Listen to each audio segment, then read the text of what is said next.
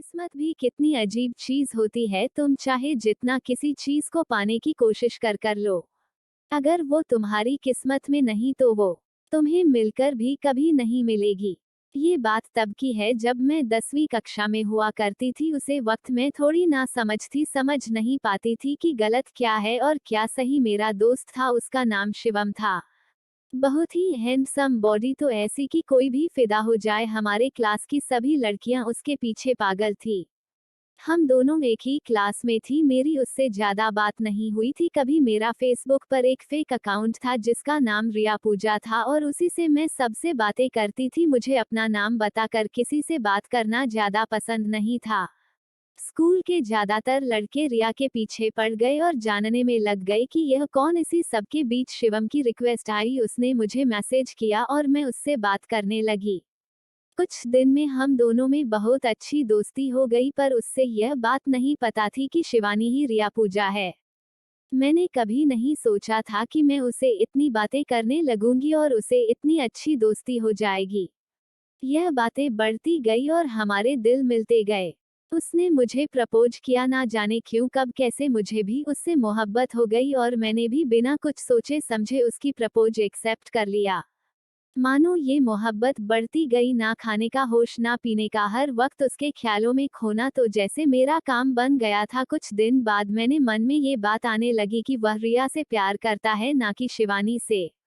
मेरा मन घबराने लगा और दिन रात यही सोचने लगी कि उसे सारी सच्चाई कैसे बताऊं। इसलिए मैंने उससे बातें बहुत कम कर दी। उससे भी अब थोड़ा शक होने लगा क्योंकि मैं अपने रियल अकाउंट से भी उससे बातें करती थी। कुछ दिन बाद उसे सारी सच्चाई का पता चल गया। मैं बहुत डर गई, उसने बहुत गुस्सा किया, तब भी वो मुझे अपनाने के लिए तैयार था। बस कहे जा रहा था कि शिवानी तुम हाँ कर दो, मैं नहीं जाऊंगा तुमसे दूर। पर मैं घर वालों के डर से मना कर दिया और गुस्से में ही आकर वह मेरे क्लास की दूसरी लड़की के साथ रिलेशन में आ गया। वह लड़की उसे मेरे खिलाफ भड़काने लगी और मेरे और शिवम में लड़ाई लगवा कर बातें बंद करवा दी। मुझे अपनी बातें साबित करने का एक मौका तक नहीं दिया।